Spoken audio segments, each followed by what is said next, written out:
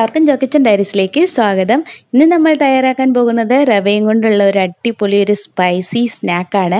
അപ്പോൾ എല്ലാവരും തയ്യാറാക്കി നോക്കുക. അപ്പോൾ ബ്രേക്ക്ഫാസ്റ്റ് ആയിട്ടും സ്നാക്കായിട്ടും ഒക്കെ കഴിക്കാൻ പറ്റും. അതുപോലെ നിങ്ങൾ ആദ്യമായിട്ടാണ് ഈ ചാനൽ കാണുന്നതെങ്കിൽ ഒന്ന് സബ്സ്ക്രൈബ് ചെയ്തേക്കണേ, കൂട്ടത്തിലുള്ള ബെല്ലൈക്കൺ കൂടെ ഒന്ന് അമർത്തണേ.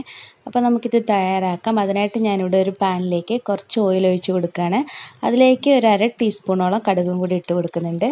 അപ്പോൾ കടുക് നന്നായിട്ടൊന്ന് പൊട്ടി വരുമ്പോഴത്തേനും ഞാനിതിലേക്ക് ഒരു 1/2 ടീസ്പൂണോളം ഉഴുന്നും കൂടി ഇട്ട് കൊടുക്കുന്നുണ്ട്. അപ്പോൾ നമ്മുടെ ഉഴുന്നിൻ്റെ ചെറുതായിട്ടൊന്ന് കളറ് മാറണം, അതുവരെ ഒന്ന് വെയിറ്റ് ചെയ്യാം. പിന്നെ ഞാൻ ഇതിലേക്ക് ചേർക്കുന്നത് കറിവേപ്പിലയാണ്. അത് ചെറുതാക്കി അരിഞ്ഞിട്ട് ചേർത്ത് കൊടുക്കുക. അതുപോലെ തന്നെ ഒരു പച്ചമുളകിൻ്റെ പകുതിയാണ് എടുത്തിട്ടുള്ളൂ, അതും ചെറുതാക്കി അരിഞ്ഞിട്ട് ചേർത്ത് കൊടുക്കുക. പിന്നെ ഇതിലേക്ക് ഒരു നുള്ളു കായപ്പൊടിയും കൂടെ ചേർത്ത് കൊടുക്കാം. ഇനി ഇതെല്ലാം കൂടി ഒന്ന് നന്നായിട്ടൊന്ന് മിക്സ് ചെയ്യാം. പിന്നെ ഇതിലേക്ക് നമ്മൾ 1 കപ്പ് വെള്ളം ഞാൻ ഒഴിച്ചു കൊടുക്കുന്നുണ്ട്. അപ്പോൾ 1/2 കപ്പ് റവയിലാണ് നമ്മൾ ഉണ്ടാക്കുന്നത്, അതിന് 1 കപ്പ് വെള്ളം ഒഴിച്ചു കൊടുക്കണം. അതിലേക്ക് ആവശ്യമായിട്ടുള്ള ഉപ്പും കൂടെ ചേർത്ത് കൊടുക്കാം.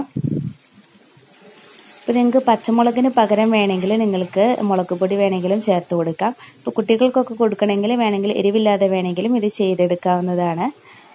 അപ്പോൾ നമ്മുടെ വെള്ളം ഒന്ന് തിളച്ച് വരട്ടെ. അപ്പോൾ ഈ സമയത്ത് ഇതിൻ്റെ ഉപ്പ് വേണമെന്ന് നോക്കണം, ഉപ്പ് വേണമെങ്കിൽ വീണ്ടും ഇടണം കേട്ടോ. അപ്പോൾ ഇതിലേക്ക് ഞാൻ ഒരു 1/2 കപ്പ് വറുത്ത റവയാണ് എടുക്കുന്നത്. അപ്പോൾ വറുത്ത റവ തന്നെ എന്തായാലും എടുക്കണം, അല്ലെങ്കിൽ നമ്മുടെ ഈ ഉണ്ടാക്കുന്ന ബോൾസിന് പച്ചപ്പൊടി ചവയ്ക്കും. അപ്പോൾ ഇനി നന്നായിട്ടൊന്ന് ഇളക്കിയെടുക്കുക. അപ്പോൾ റവ ഇട്ട് കഴിഞ്ഞാൽ പിന്നെ സിമ്മിൽ വെക്കണം, ഹൈ ഫ്ലെയിമിലൊന്നും വെക്കരുത്. ലോ ഫ്ലെയിമിൽ വെച്ചതിന് ശേഷം നമ്മളിത് നന്നായിട്ടൊന്ന് ഇളക്കിയെടുക്കുക. നന്നായിട്ട് വെള്ളം എല്ലാം വറ്റുന്ന രീതിയിൽ, ഒത്തിരി ഡ്രൈ ആവാൻ നിൽക്കരുത്, അപ്പോൾ നമുക്ക് ഉണ്ട പിടിക്കാനായിട്ട് ബുദ്ധിമുട്ടാകും. അപ്പോൾ ഞാനിത് തീ ഓഫ് ചെയ്തിട്ടുണ്ട്, കുറച്ച് സമയം ഒന്ന് മൂടി വെക്കുകയാണ്. അപ്പോൾ ചെറിയ ചൂടുള്ളപ്പോൾ തന്നെ നമ്മളിതൊന്ന് ഉണ്ട പിടിച്ച് എടുക്കണം. അപ്പോൾ കുറച്ച് നമ്മുടെ അരിപ്പൊടിയൊക്കെ പിടിക്കുന്ന പോലെ അത്ര ഈസി ആയിട്ട് ഉണ്ട പിടിക്കാൻ പറ്റില്ല, എന്നിരുന്നാലും കുഴപ്പമില്ലാതെ തന്നെ ഉണ്ട പിടിക്കാൻ പറ്റും.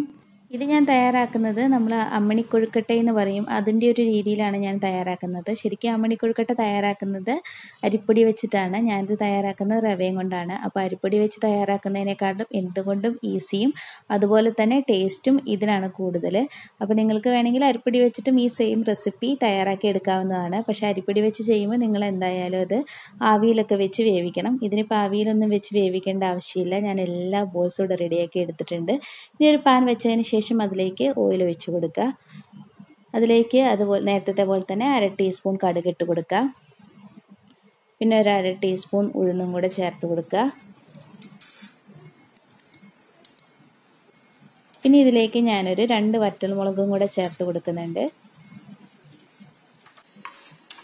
ഇതിൻ്റെ ഒന്ന് കളറ് മാറി വരുമ്പോഴത്തേനും ഇതിലേക്ക് കുറച്ച് കറിവേപ്പിലയും കൂടെ നമുക്ക് ഇട്ട് കൊടുക്കാം.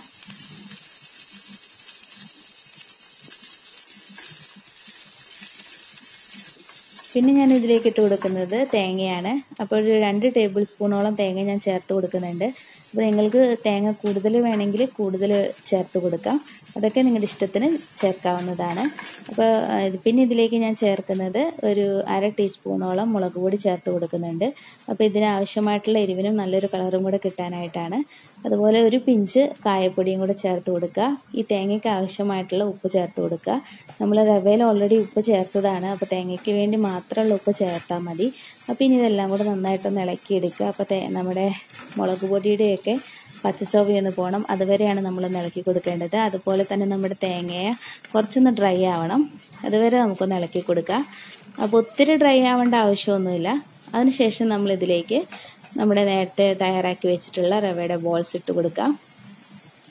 ഇനി ഇതെല്ലാം കൂടെ നന്നായിട്ടൊന്ന് മിക്സ് ചെയ്യാം. എല്ലാതും റവയിൽ കോട്ട് ചെയ്യുന്ന രീതിയിൽ നന്നായിട്ടൊന്ന് മിക്സ് ചെയ്തെടുക്കുക.